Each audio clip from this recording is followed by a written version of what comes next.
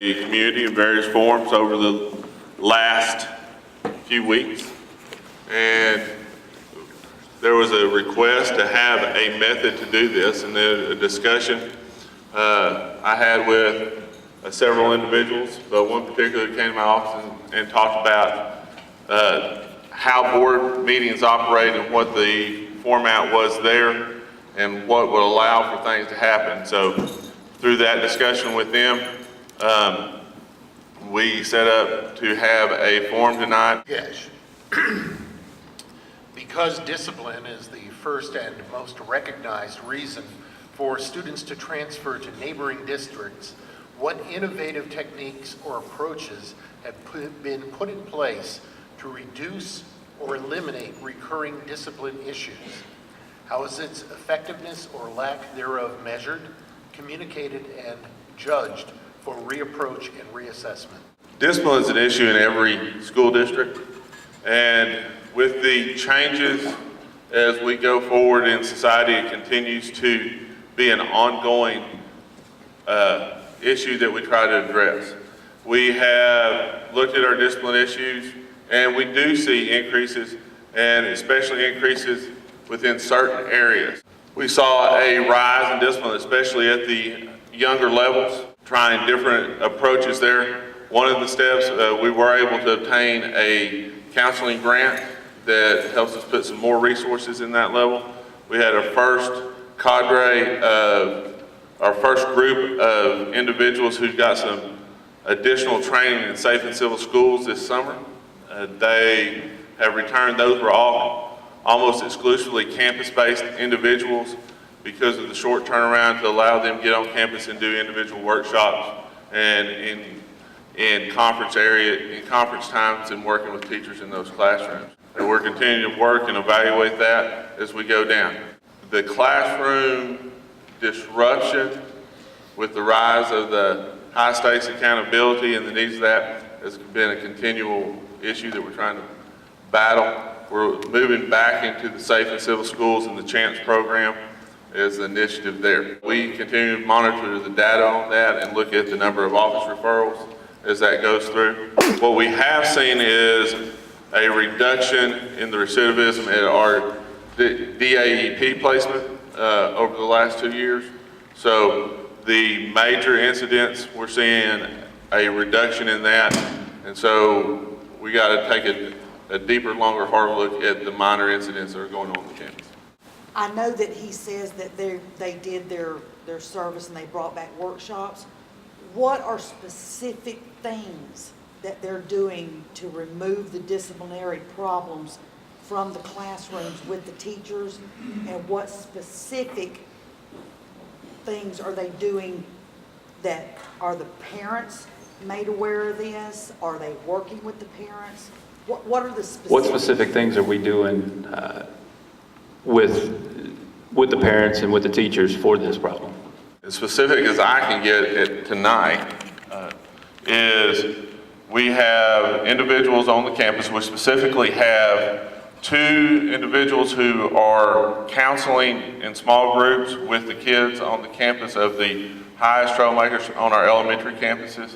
And they're also going in and observing and working with the teachers on classroom management techniques, as well as individuals on each one of those campuses that have been through the safe and civil schools training, different classroom management techniques that go in there, from approximation, and I'm trying not to get into all the school terms, but from proximity control to how they set the classrooms, to how they move the kids in and out of the classrooms, to the processes that they use on different transitions during the day. Most of the small interactions occur during transitions if those aren't controlled. So we're controlling the transitions. Those are all small steps that are within that, as well as working with the campus on the overall climate and aspect of that with those individuals. Was money from the instructional materials allotment used to pay Engage to Learn for PBL training? Money from the materials allotment was never paid to Engage to Learn. Is this a violation of the law when there is no record of the RFP as required in the TEC 44.031 from Engage to Learn recorded in the board minutes as it was for the SHW group, the district's facility consultant in the October 28, 2013 special board meeting. What I believe the question is asking is the procurement method that we use as we went with Engage to Learn. Engage to Learn is a sole source provider. We have the sole source information on that, which falls under a different code, and obtain professional services through a sole source is in a different method than what attaining design services of a design firm like SHW would be. The question is, did you look to see if there are other providers, because there are at least 46 other providers in that similar services? Did you look for similar? There are not 46 other providers. There is one provider that has Engage to Learn's copyrighted process. You said there's one other? Yes, he said there was. There is one being Engaged to Learn that has their copyrighted process. To learn, is that the project learning program that we're using? If we could just explain what Engage to Learn is. Engage to Learn is a vendor that we have used for training of teachers and of staff. Their training method is what we brought in on a coaching model along those lines. And yes, what has been labeled with the project-based PBL, they have been part of that implementation.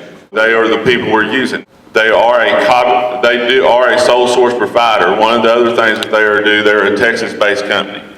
They base their information and their process on working with the teachers and coming out of the Texas standards and going through the process looking at standards-based, real-life application to work toward mastering. Yes, it's a professional service vendor that we've had working with the teachers over the last 2 years, specifically in the classrooms that are looking at project-based learning. I have been advised that students are entering junior high below reading level. Those students that are at junior high currently would be the students that did not pass the state test at intermediate. What is being done at the elementary and intermediate level to increase literacy so students are not being sent to other grade levels or campuses below reading level? Well, literacy is an area that we've identified as a focus area for the district. And you're correct, we have several students that are below grade level as they enter junior high. We also have several students that are struggling all the way through the process, especially in the early grades. As we went into last year, at the junior high specifically, we implemented a policy or a practice of literacy 3x3 to take wherever a student enters the 6th grade and to move them a plan to move them one grade level of literacy or reading as they go through those 3 years. That last year, the 6th grade cohort that came in was the first one. We're back with that through literature and reading circles. We saw great growth with our 6th grade reading levels last year. Moving forward, we're working back. And put in an assessment process that we run a unified assessment 3 times a year across the district in K through 8 as we begin to monitor those. Those started the first of this year and working at the K through 8 level on all the campuses. Scott, it was more to my if-no question. Okay, we can get to that later. I mean, We're going to split up. it's a lot. If you answer no to the first part. Well, that's a lot of.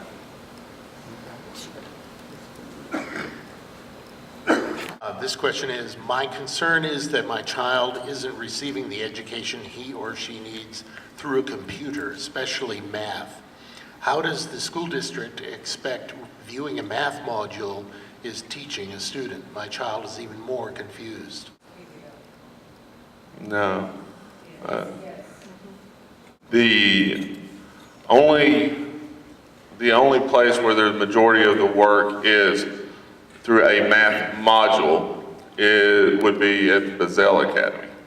And that on all on all of our other campuses, it's a combination. There may be computer-based instruction as far as an intervention aided or some other methods, but teachers are working with the kids. At the Bazell Academy, the math modules are used with there's also a certified math teacher in the room to help the students through. If the parent or the child is having issues, we'll need to check with that campus and see if we can identify that issue there. I know of no other place where there's a large amount of module work on a computer. He even specifically told me to go to the Khan Academy online to get tutoring for my son. How is that going to help my son? And that's what a teacher is there to facilitate, to help my son to learn. Not to get help within a group of children to analyze questions. If they're having difficulty with math to begin with, how is that helping them to go to a computer to learn? That's not helping if he doesn't understand it. And when he's going to ask a teacher for help, they're not allowing him to do that. What grade is your son in? He's a freshman. So if he's a freshman, we did not begin working with Engage to Learn and with PBL on a broad basis till the beginning of last year, which was 8th grade. We don't want to engage in argumentation, okay?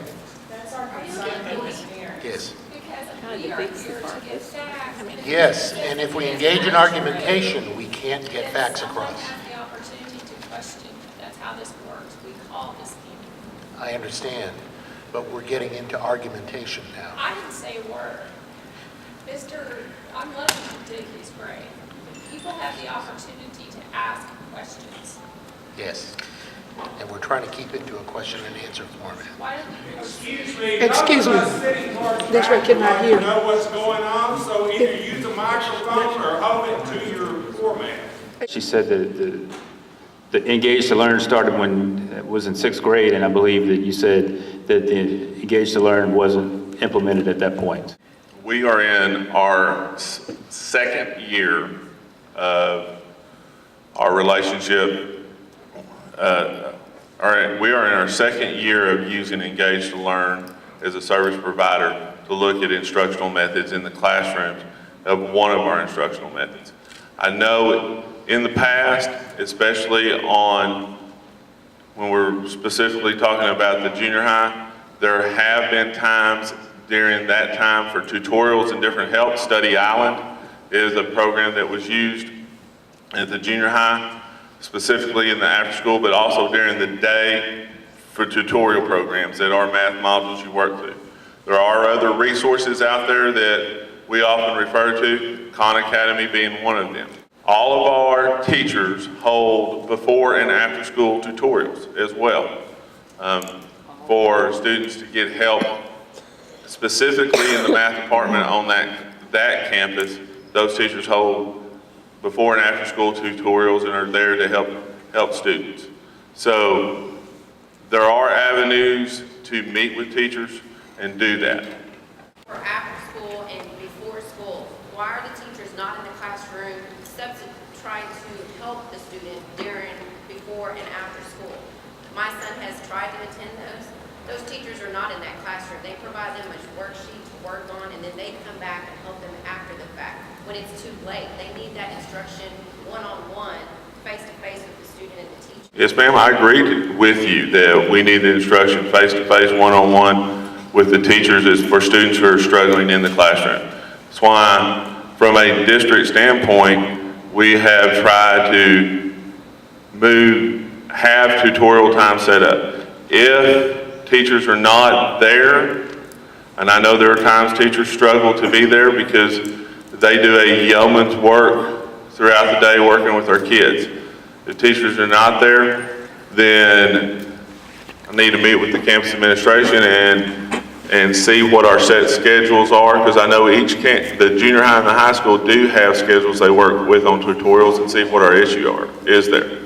Because the teachers should have their hours and set available. I was up at the junior high yesterday and I saw many teachers working with kids after school, at 4:35, 5:30. So that's an issue we'll have to get back with and try to address on that. But Any flaws with project-based learning? And if so, what would you do to correct them? And do you feel that teachers were adequately trained to teach PBL? And was it presented to the parents and in the district in a way that they would understand it? Do you see any flaws with PBL? If so, what would you do to correct them? within any instructional method, there's good things and there's bad things. And there are pieces that work well, and there's pieces that need to be modified and used with the students in the classroom. In each phase of that and how that's implemented, until a teacher reaches mastery of that, or a teacher finds what works for them on that particular class, and it may change from period to period, or from hour to hour, or from day to day. And that is where the art of teaching comes in. There's no perfect system or perfect method of instruction. Do you feel the teachers were adequately trained for this system? I think on the reflection of our implementation of PBL, there was definitely some areas where we overreached, where we allowed put teachers in some situations without enough of the trainer or without enough of the coaching. I do know that, and we can see in our data and information those failings or those areas that showed weakness. Where we did see a lot the required coaching and teaching that goes in there, we saw some definite benefits and gains. One of the areas that, as the conversation has been focused on a lot on the junior high, one of the areas that we looked at was first-time test takers in Algebra 1 at the high school. We went from a 44% passing rate on first-time takers on the EOC to a 64% passing rate on first-time takers of the EOC. Was that all project-based learning or the implementation of the model? No, but we can't discount that there was some effect there. As well as our biology passing rate went from, on the first-time takers of the EOC, went from 72% to 87%. And within that, the gap between our students of various ethnicities was within single digits on the biology exam. And it was closed dramatically within the Algebra 1 exam. That's on the high school level that is a little bit different perspective on this. And the last part of that, we hear from the parents on the project-based learning on both sides, whether they're for or against it.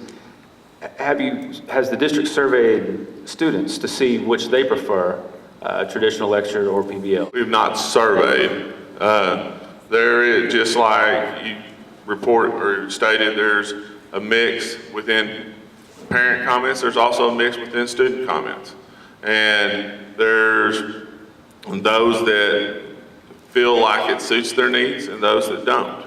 And that's part of the process as we go through that, of identifying how to use a method that reaches the majority of our students the majority of the time in their classroom, so that their learning of the subject matter can be accomplished. We continue to work through that process. What we do know is that we're trying to get to a place where the teacher can take the student and show them somewhere to connect that learning to, so that they can retain it in these multiple step processes that are now on the assessment and within the models we're looking at. After having implemented PBL for a while, do you think that the student population was academically ready for PBL? I don't think it's an academic ready question. It's not because academic ready leads to a cognitive ability piece, and in that, it's not an academic of a cognitive ability level to accept a method of instruction or use it or not. It's much more of what we're looking at as an autonomy piece of, and some of the things have been brought up, and we do realize that, an autonomy piece of, we probably, or I would say, we looked at it and in some of the places of the shortcomings, saw that we had not prepared the students for a level of autonomy that was needed to go as fast as we went into it. And that's some of the things that we're looking at pulling back or modifying as we go to increase those autonomy levels within that student to be able to do some of those things. Project-based learning initiative that we brought into the school system. First, we had C-scope, and we worked through that. And then we had the PBL that was brought in. My question is, when the administration decides that they're going to go with a learning project or line of work they're going to use for our students, why were we not as parents informed or asked or had a meeting like this? So before we adopted a PBL, which I understand PBL can be incorporated into a classroom. It has its good points, it has its bad points, but it depends on the student. And in your comments of the teachers being trained correctly. So there are some good points to it, but my question is, before we ever got into this within our school system, why were the parents not approached or informed, or was there and we didn't get it? Because I heard about PBL last year with my son in the 8th grade, which he's now, along with Mrs. Mata's son, a freshman, and went into it this year, and now we've got the controversy over it. So was there anything done to inform the parents prior to the administration going into this with our tax dollars? No, we didn't do it in this form. But the discussions of this and the things leading up to this were occurring over the years as we're coming into it. We had initiatives that were PBL-like with geometry and construction that we did 2 years with the geometry classes at the high school that were brought in as initiatives coming out of ideas coming through the campuses. The administration as a whole did not get into a discussion about project-based learning as a learning initiative until later, about 2 years ago, later on into it with pockets throughout there. But PBL is nothing new when we look at the formats that our students have always excelled in. It's hands-on, real-life things that tie that learning to. And bringing that in and making that work with our kids to get them where they can relate to that learning and take it and hold on to it is what we're trying to do. I think we did go with some teachers who came in late to the process and didn't have the full load specifically in some of the things we did at the junior high. It was targeted, much like in the plan, much like at the high school, and we got out of our lane. PBL is not something new. Please stand. I'll stand up. Yeah, that way so people can. The change from teachers teaching kids to kids teaching kids. That is a huge change. It is something very new. We need to be very careful here today about confusing PBL with engage. PBL, project-based learning, everyone in here is okay with that to some degree. Our teacher, Kathy Day, who's phenomenal, we have other phenomenal teachers, have done project-based learning for years. Don't confuse it with engage. Engage is kids teaching kids, getting a packet, and you cannot talk to your teacher. You cannot learn anything, so don't throw PBL and engage in the same sentence. I would go that it looks different in every classroom because it's not about kids teaching kids. It's about teachers being in control of a classroom and creating groups of students, but also being able to individualize instructions to the students. We have teachers who are doing that phenomenally within the model. We have teachers that are not. And we have looked at the teachers who have been less than successful and tried to make modification with that and giving them freedom. I think we need to move on.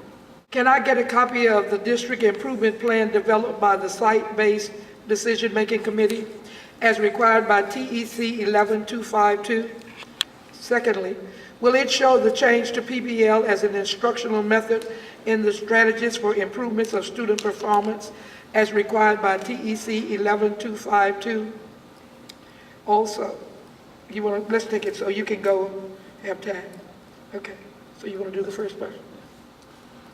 We can provide a copy of district improvement plan. It's part of and embedded within our strategic plan, but we also have the district improvement plan pulled out as a separate document. Will it show the improvements of students' performance as required by TEC 11252? Our district improvement plans that we submit, I believe, meet all those guidelines because we look at student performance. Within the strategic plan that's been up and on the website since 2010, and with modification in there, you'll also be able to see reference to project-based and all the different learning styles within our strategic plan as well.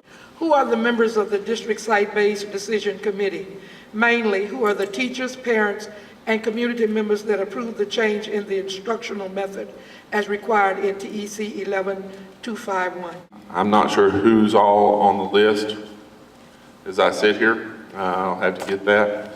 We meet with the district site-based committee, and it's a committee. The teachers are from the campuses, and they're nominated from their campuses to come to those meetings. Who approved the changes in the instructional method as required by TEC 11251? I'm going to have to research that one because instructional methods, I'll get a response to that one because to my knowledge, curriculum has to be approved. Instructional method, there's a freedom within what the teachers do in the classroom as well, as long as they follow lesson plans and lesson cycles. I'm assuming this is a part of, 2 is a part of 1, and actually in 1 it says that you're required to give the strategies for improvement, so they were asking who approved it, and again you said that you needed to look back and check who those people were. And those did come through the committees. Committees were listed in the plans. Okay, last part of that.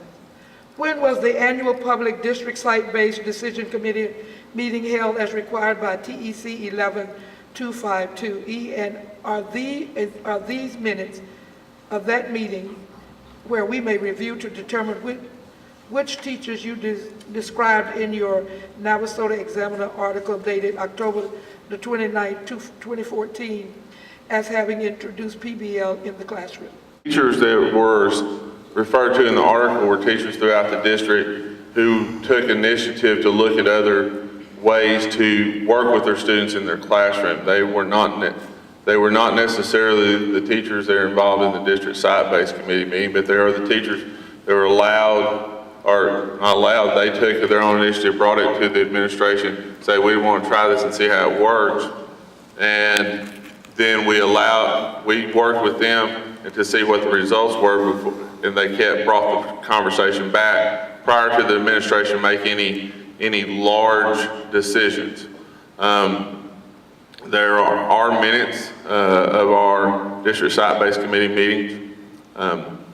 So yes, they're available for review. Steps have you taken to close the gaps of our low performance students, particularly African Americans? That's actually in a question coming up. We're going to move on to the next question. That question's coming up. Yeah. The RSVP grant has taken some of our best teachers out of the classroom for 5 years. Dawn Marie Beletka has just received another grant. Can you please promise that this grant will not have these great teachers out of the classroom once again? This is an injustice to our students who need them in the rooms. The RSVP grant is coming to a close at the end of this year. The teachers that were involved with the instructional coaching, I think, have made an impact on working with our teachers in the classroom on methods. So I think there's a lot of value to be seen with that. They are some great teachers, and having them back in the classroom as the grant closes, if that's the path that they choose to take, and that's the opportunity we do have for them as a district, without a doubt. But will be a great benefit to our district.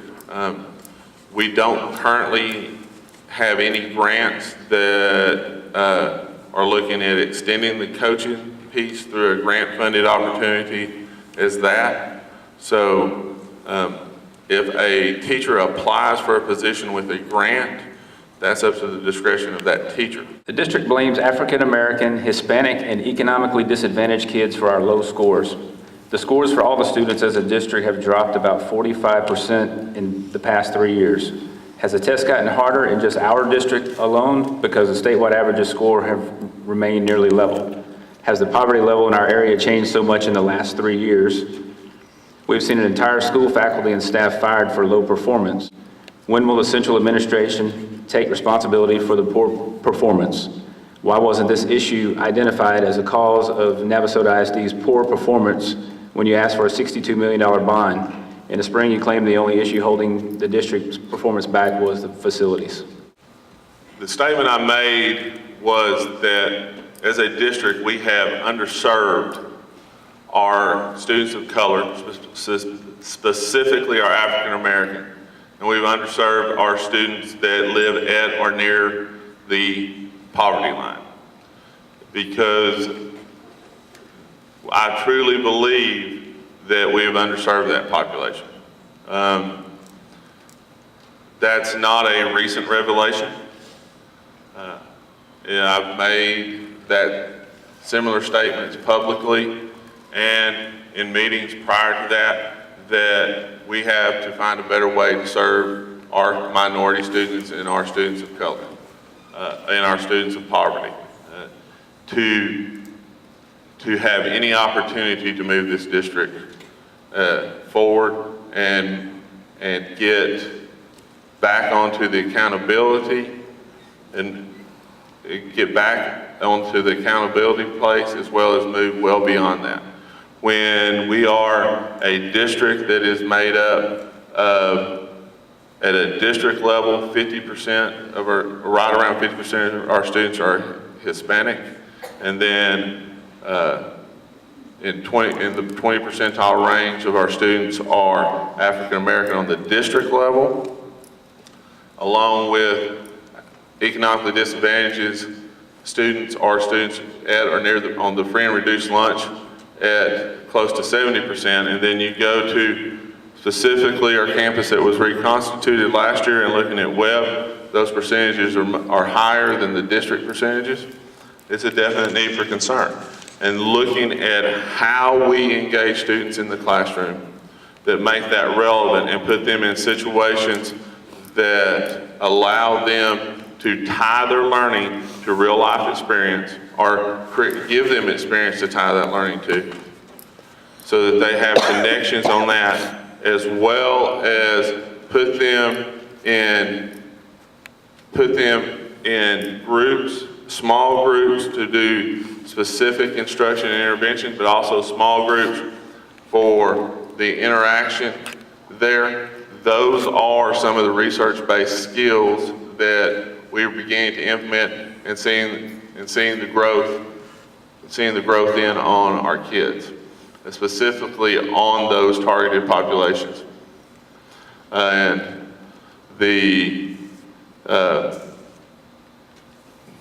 so that hasn't been something that we've ignored. We must take a greater focus on that. It says the scores for all students has dropped collectively across the board. Has the test gotten harder in just our district since the statewide average scores have remained nearly level? Has the test gotten harder in our district?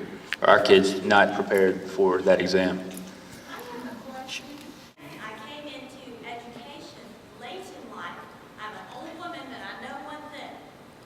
We don't have enough help to help this community to get these people up to a higher reading level and where they should be. My question is, I feel as though I'm making gain with my students in the literacy, but we also need more aids. Why doesn't the district have enough money to get some aids in the classroom? It's a great idea to pull kids in 4 at a time in the classroom, and we're sending the lowest of low into literacy, but the teacher cannot service this community of students the way we have traditionally. We need more help. We need more aids. But it seems as though this district doesn't have money for that. And it's breaking my heart.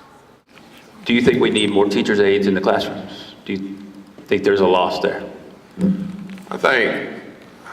I do believe that the more adults we can put in the classroom, the more production we can get out of our students. Now, aides are a possibility, but I think Ms. Wilkerson is talking about something there. The literacy levels, and referred to it earlier, our teachers are taking kids that are coming into the classroom. The expectation, because the test has gotten harder, but the expectations have moved down and gone up on those levels. So we're having to move, we need to move the students further faster. We can't do everything in the school alone. We need more folks that would come in for reading time and read with those kids. Sign Up Web has implemented a volunteer program coming in and trying to increase that amount. I think this is my opinion, and some people may agree, some people may not, and it's a conversation that I've had with some of the people that are in this room. I think the school's willing to do its part, but I keep getting asked what can happen. I really believe as a community to adopt some type of literacy initiative for our young preschool age students through our school, all the way to our young adults and our mid-20s folks who are struggling when we talk about the skills that we need. I think community literacy is definitely an issue of the community because it does, many of these things do transcend what happens in the classroom. And I know our teachers, I know the teachers that are in our classroom, they do work so hard to work with the kids in the time that they have them. The more opportunities we have for people to come in and work with our students, and the reading and the literacy is such a key piece of that. And doing that on all different levels. And from Sunday school classes and all the way up through some type of young adult literacy, I think those are some things that as a community we also need to talk about. Comment about the Hispanic community. Do you think there's a gap there because there's not a lot of bilingual teachers out there that are available to parents that may not be able to communicate with the school district to see what because their child is essentially their translator. So that sometimes can be a learning gap for some Hispanics in this community because they're afraid. There's no one for them to go and speak to in the administration that is bilingual, or either if there is, they're not making it known to the Hispanic community. I do believe the lack of individuals within the district that can communicate in English and Spanish is a barrier that we have, and I think it does create some roadblocks. We have tried within each, whether it's looking at our support staff or looking at our other positions, tried to look at bilingual, especially as a skill that we're trying to get more of into the district. We struggle in recruiting bilingual teachers. Most of our bilingual teachers are down at the lower grades in our bilingual classrooms. Our Hispanic students, to their benefit, do outperform some of our other students and do a good job. We do get questions about how we actually have some of the gains in the Hispanic populations that we do from other districts. I've had those questions asked before. But it's a continual goal to try to move the students of all of our kids further, and our Hispanic students who come from homes where English is not the first language. There's some barriers there that we need more bilingual folks to work with us on that. Shout out to Elizabeth Stackhouse. Are you here, Elizabeth? Elizabeth Stackhouse, one of the Navasota teachers for years, and is no longer in our district. I would also like to give a shout out to Jennifer Schulmeyer. Many of you know them. They are both bilingual, and they are servicing another district. So when the statement is made that we do not have accessible bilingual, then I think we need to look internally and find out, number one, why did those people feel the need to move on to greener pastures,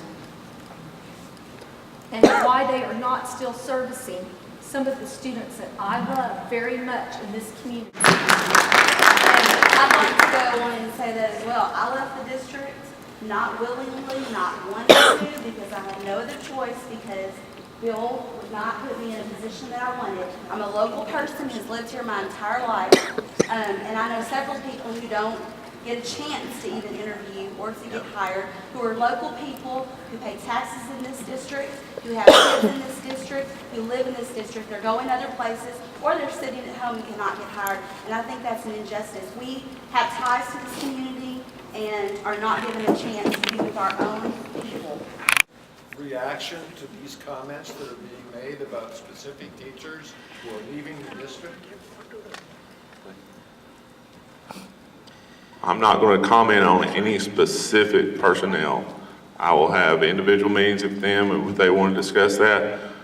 I will say that with each of the individuals mentioned I can't say Jennifer stood there. Every situation is a little bit different. Every situation has a little bit different parameter. So everyone is unique. Excuse me, again, let's kind of not get into personality. We've seen entire school faculty or staff, fired for low performance. When does Central Administration Office take responsibility for the poor performance? I'm the superintendent, and I think ultimately, yes, I have a role to play in everything that goes on in this district. But there are multiple levels that we go through there. There are things that we can do better, and I take responsibility for things that in the district that aren't going well, and we're trying to address those and fix those. So I'm responsible for what goes on in this district, and I answer to that responsibility to my 7 board members every time I talk to them. And I've never shied away from that issue. I'm as disappointed in the low performance and in our campuses as anybody in this room, if not more so. We see entire school faculties and staff get fired for low performance. When does Central Administration take responsibility for them? But the first part of the question was about is apparently a reference to last year in the reconstitution of intermediate. The process of reconstitution that we're going through with Webb now and with intermediate last year is unique to each and every campus. The framework is there, but there are certain things that are within there that have to be addressed, and there's a group that is led by what the state refers to as a professional service provider. That person for our district for intermediate last year, as well as for Webb, is a gentleman named Dr. Bobby Parker. The majority of the recommendations that come within that come from Dr. Parker, along with working with the district. And The process was to have everyone reapply for their jobs last year on a campus that had struggled for several years.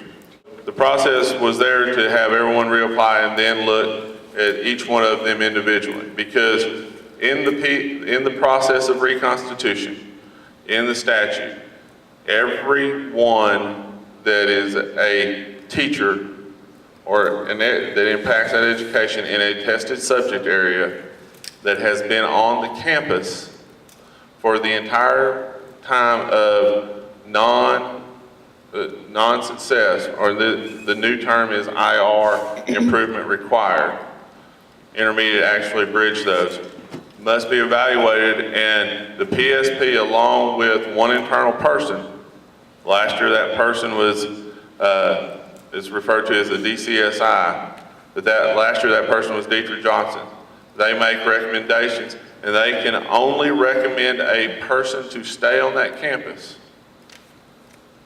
if they've been there for the entire period, if they have something that they believe is compelling, that shows in data that moves that person is individually impacting student success on that campus. Whatever you want to call it, at intermediate, how do you envision that looking at web for this upcoming year? I think that especially at the elementary level, consistency in the staff and in the teachers is essential. And we've already lost a lot of teachers there over this summer break. So I think it would be really hard for those kids to lose more staff and more teachers. That goes back to the uniqueness of reconstitution. I'm sorry, I didn't want y'all to tell me if that was a question. But reconstitution being each campus. When you look at web compared to intermediate, we have different grade spans. We have different tested areas.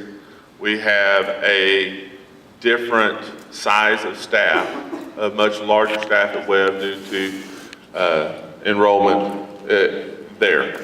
And so the process that is ongoing is to take a look at all of the determined through the PSP, through Dr. Parker, was to take a look at all the staff that is on probationary contracts through the lens that would be normal for any teacher on a probationary contract, or for any other staff on that, to look at theirs through their normal lens as well, which are mostly campus-based decisions in the areas of IAs and support staff.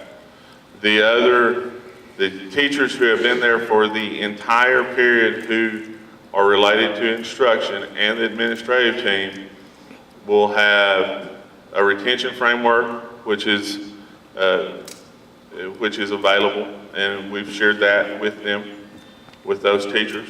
A retention framework applied, as well as over the next 2 times Dr. Parker is with us in the district, we'll sit down and have a meeting with those teachers.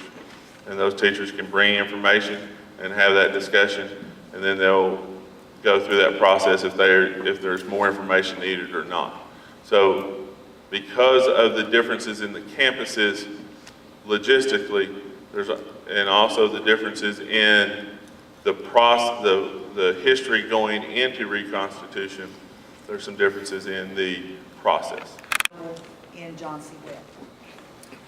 Are they going to, is it going to be the same process? How many people are they going to try to sell themselves to or interview with to retain their position? Is it 1 or 2 like it was before, or is there a group that they will be presenting themselves to? By ttute that we're following is that on the principal and then the faculty that's involved in the tested areas going forward, a determination recommendation has to be, is what the state refers to is the campus intervention team.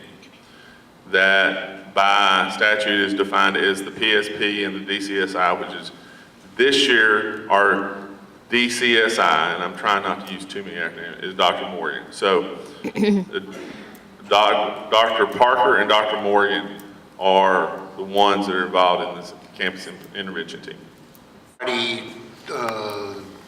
Friday something, 29th, 2012, in the Navasota Examiner, Mr. Gesh stated that Mr. Jim Russell is being moved to a newly created position to look into retaining and recovery of students at NISD.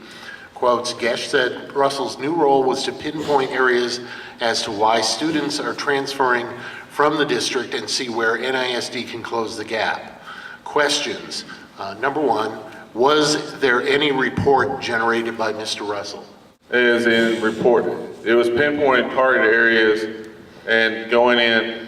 Specifically, when we moved in Dr. Russell into the student services position, one of our major accountability issues that was developing was high school leavers that had not completed and were not showing back up, and we have a window at the first of the year that we have to recover those students in, and we have to also track each cohort on completion. So there's multiple reports that go in each year to the state that's based on that data. It's a recovery period. We've increased that recovery of our students, and as a result, our graduation rate overall of our students entering has increased each year over the last 5 years. Were there any recommendations made by Dr. Russell? There are several changes into our policies and procedures dealing with the recovery of those students that have occurred from different ways we account in the paperwork. We just had a meeting on Monday that we went back over how our leaver procedure is and what are the codes and how we need to change that within our system to better track our students, especially our cohort data of our secondary students. Okay. Has NISD seen any results from this move? I think we've seen several results from that move. Number one is that recovery of students and allowing them to stay in school and keeping those students engaged in the process. The other role that Mr. Russell has served in is working over our discipline alternative education placement, and with practices involved over the last, or Dr. Russell had over the last 2 or 3 years, we've seen fewer students return to that campus after initial placement. We still have some that come back, but fewer in the recidivism area than we had previously. He's worked with areas of compliance on our title funds that come through there and monitoring the data and the information that goes in through there and kept us in compliance on those as well. Was this move made to specifically make room for Mr. Lester to come to NJH to be the principal because he is a total PBL principal? No, I didn't even know who Charles Lester was when we made the move, and never met him before. And the move was to look at an area of concern that was under the accountability system and address some areas there, as well as continue to try to look at how we can better serve our students. Mr. Lester applied for the job. He came in, and then through the course of the year, we looked at that as the PBL process. He was part of the group that was with us with the implementation of that, but he did not bring that in. How is an alternative school of choice such as Moselle Academy justified financially when most services can and have to be provided on the main campus? Why can't the high school principal oversee that campus if justified and save that extra administrative salary? The high school principal cannot oversee a school of choice, and that school of choice have its own number and be identified within the state system. So a campus to be identified within the state system has to have its own administrator. Even though there's some sharing of faculty and or a blending of classrooms, for the accountability purposes, it has to have its own administrator. And the accountability purposes are much of the reason to have a campus like Bazell. And it does generate some funding by the retention of students wouldn't otherwise retain. We had 5 students graduate from that campus last year, which we can try to put a dollar figure on that aspect of it, but you can talk to most of the educators and teachers that are involved with those students, and even those students' parents and those students themselves. And those are 5 students that graduated that probably wouldn't have in another situation. And we've had a few more through this year that are on track or have already completed their requirements to do that. It's a school of choice to give our students who have struggled throughout school a place to go that have an opportunity to get through and graduate and have a chance. How do you balance your curriculum decisions between TASA visioning and the desires of the local parents and teachers? We make our decisions here locally looking at what we interpret and get the information on as local needs. That is the process of that. The TASA visioning work that I became involved in and working with that, and part of one of the 6 tenets that is going back to the local community and looking at that. Many of the things that we've looked at going along to that have come from discussions that have been years in the making and involving with different city leaders, civic leaders, also with walkthroughs on the campuses, and also discussions with parents, also discussions with students. Large forums like this, we have not done in the past. I appreciate the opportunity because it's generating the interest. When we've done more large gatherings or had the meetings, we've had much more sparse attendance. Hopefully we can continue to grow the attendance and get to a point where we're having the voices of the community and the parents more involved, because that is a goal of the board, that is a goal that I have to see more involvement in the discussion of where we're going as a district. Where the Teachers of the Year for 2012 and 2013 left NISD in large part because of PBL. And the second part, or second question, did you read the comments on the Examiner Facebook page about how many really good students left NISD because of PBL? I'm aware that the individuals that were named Teacher of the Year at the junior high, each of the last 2 years, are no longer in the district. I'm not aware of specific reasons. That wasn't totally stated to me on both accounts. One of the accounts, they made it fairly clear that they had a different philosophy than what was going on their campus. They did receive those awards, and that is what happens sometimes, and we regret losing any teacher. What was the second part of that, Peter? Did you read the comments on the Examiner Facebook page about how many really good students left NISD because of PBL? I did not read the comments on the Facebook Examiner page that made that comment. We have students that leave the district and for various reasons, and I can't say if PBL is a reason or not. What I do know is that we've had a transfer out issue for a while. When I was stepping into the interim superintendent's role, I know we had 125 students in 2008 that had transferred just to one district. So I try to get that information when I can, look at it, but I don't always have all the reasons for why they're doing that. When you do have a Teacher of the Year, are there any incentives to keep them here rather than just going to another district? Are there any things in place to retain such teachers? We hope to try to retain all of our quality teachers. But the incentives, as far as, I don't know exactly what they're referring to there, probably monetary. We do not have any monetary incentives for retention at this time. Asked if you were aware of the comments in the Examiner by students as well as parents expressing their concerns about PBL. I know you have a close relationship with the Examiner.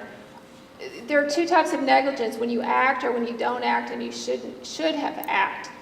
If you didn't read it, you should have, and that's my question. Why would you not have read those? You have to know. Everybody in town knows those comments were in the Examiner. Second of all, we all have formed a website to try and fix this school. The comments from the two teachers that have left are on there saying we left because of PBL. This is an action of negligence by omission. Why would you not have read those statements? Your best friend's on there saying he's talking with you about these issues. That's my question. Why wouldn't you have read those? I believe I've answered that I did not read them, and I'm sorry. Objection, non-responsive. That was not an answer. Again, we're not going to do that, guys. State comment in regards to about several of the parents withdrawing their children out of school. I'm a concerned parent of a 6th grader. She's a really smart girl. She's been committed on her STAR testing, pre-AP classes. This was her first year for part of the PBL program, and she started struggling. She was failing her math class, and I had to stay up late to try to help her with her schoolwork. I was trying to find alternatives and put her in tutoring. All these extra things that she's never had to do before. She's never had to have tutoring. She's never had problems with schoolwork. And it just got to the point where I needed to do something about it, so I withdrew her. I'm homeschooling her. And I also have her in an academy where she goes once a week. She goes all day long, 8 to 5, and she is getting so much more. And I'm sad that I had to pull her out. She has a lot of friends here. She's been part of the school system since she's kindergarten, and I will not put her back until this PBL ends. I won't. She just wanted to say something. When we asked the question to the teacher, she said she just told us to ask our group, and if our group doesn't know, we have to go to homeschool, and I don't think we need after school, and then I don't think we need to go after school because we're supposed to be in school to learn, and I just think that when I go to homeschool one day, I'm learning a lot more than I did in 5 days. How much research did we do on all of this before we got into it? I mean, did we do some research to find out how many other districts were using this and how well they were doing and how learning actually are kind of like two different things? PBL is not really something new. We always used group projects and things like that, and I'm sure it is good for the kids, but it seems that this other engaged learning thing is where our problem is coming from. So I'd like to know how much time we put in checking this thing out before we bought into it. We, as a district, as it began to become a topic of discussion, we went out and found other districts that were using it in different forms. The New Tech High School at Maynard being one of the places that has been around the state that used it, and also began talking to other districts, took visits to campuses that were implementing with teams of teachers that went out and looked at it and said, does it look like something that we could use or we could not use? And then began doing the research, reading different articles about it, coming up, looking at some different studies, and then as well as looking at other districts across the state that were doing it. Engage learning as a group are on about 250 different campuses across the state and several districts. The other major influencer of the project-based learning across the state of Texas right now is a group called the Buck Institute. The Buck Institute is throughout the state, and they're also throughout the nation. And that was one of the pieces that we really looked at as some of the teachers had asked to go to a training or two, what was the difference? And the Buck Institute model is much more of a national model. And that was not something that as an administration or as the school board were comfortable with anything that had any of the national model ramifications.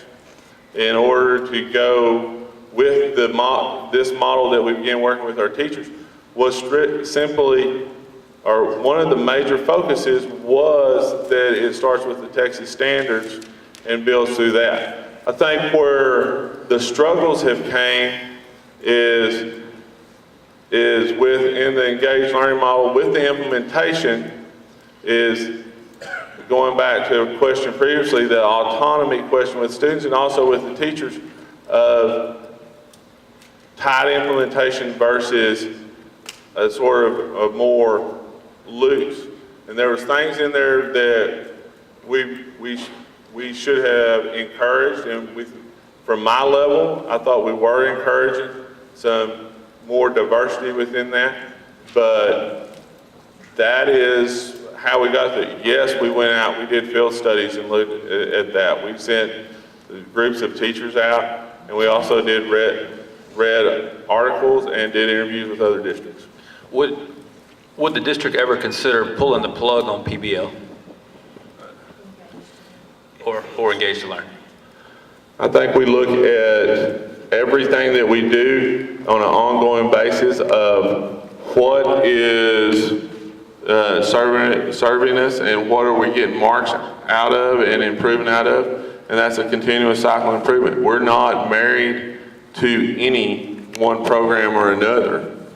What we want is quality instruction in our classroom, but quality instruction that reaches all of our students across all of our students.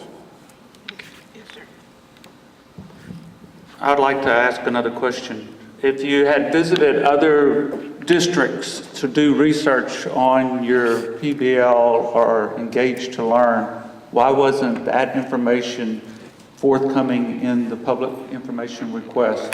Those were visits that we came back and had discussions on. The public information request was for the documents that the district had. We gave you all the documents that we had that were in a form that we could produce. Statement that you're not wed to PBL. Are you wed by the contract? And if so, for how long are you under that contract and how much do you have left to pay on that contract? I do not know exactly the dollar amount, but it's a year-to-year contract. Year to year, you could cancel right now. They've agreed to provide services throughout the rest of the year. And how much are all those services for a year? I would have to look at the numbers. They're based on a cohort of teachers, a cohort of 10 teachers for all the training, which is a week in the summer, 12 coaching days, and access to all the materials for lesson development is right around the neighborhood of about $25,000. Mr. Gash, I've got invoices, partial invoices showing they're closer to $100,000 for a year. You're trying to tell us tonight they're $25,000? So depending, it's based on in the neighborhood of 25 for the first 10, and then it moves through when you're I don't know which of all the invoices we're looking at, I can pull them but out. currently we have about 40 teachers in it. And so you don't have all of the teachers in PBL. I'm trying to get a dollar amount because there's a huge difference between $25,000 and $200,000 a year. Are all of the teachers in the PBL program? All the teachers have not been through in the Engage training. Only specific groups of teachers have been through the Engage training. So we know it's closer to 100,000 a year, keeping out expenses like subs and technology and Chromebooks and iPads. Do you know, is it closer to 100,000 or 200,000 a year? The unit amount is based off of about 10 teachers. If you're above 10 teachers, there's some additional, it's about 25,000. So if we have approximately 40 teachers in training this year, then the amount would be close to 100,000 for this year. Just for the training? For our services through PBL, through Engage to Learn. That includes materials, all services, all training. Access to their coaches, their staff, both while they're here and virtually. Okay, so that's a yes. Yes. Okay, thank you. The district made the decision to produce a video in the spring of 2014 at the junior high that promoted Engage to Learn, where the disruptive students were removed from the visiting classrooms. Only select kids were chosen to speak, some of whom were clearly coached when one of them asked on camera, "What was I supposed to say?" Then it was shown to the board as an example of how great things were going at the junior high.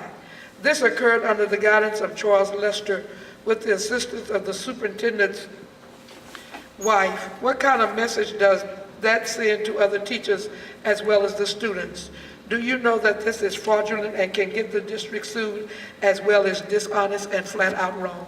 I would say that was part of a visit by other districts, and there was a student panel that was requested. The students that were in the panel were selected by teachers and brought into that panel. We went into the campus on the day. There were no students, to my knowledge, that were removed from the classes during that day.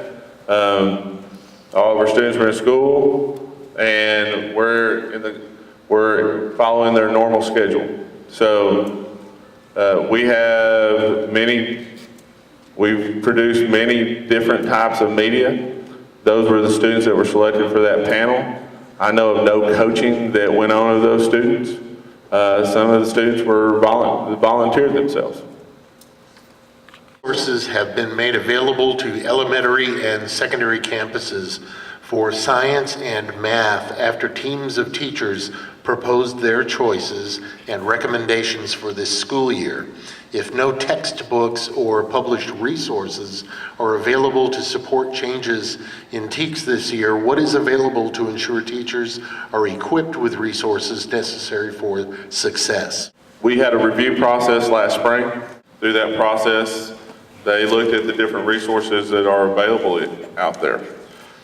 The processes have changed with the state, and in the past, previously with the state adopted a list of textbooks, and they provided access to districts to have textbooks for the students based on your ADA for each individual child, and they've changed that process. So through the process, the teachers did make selections, and then we worked with the campus administrations to what are the resources that you need.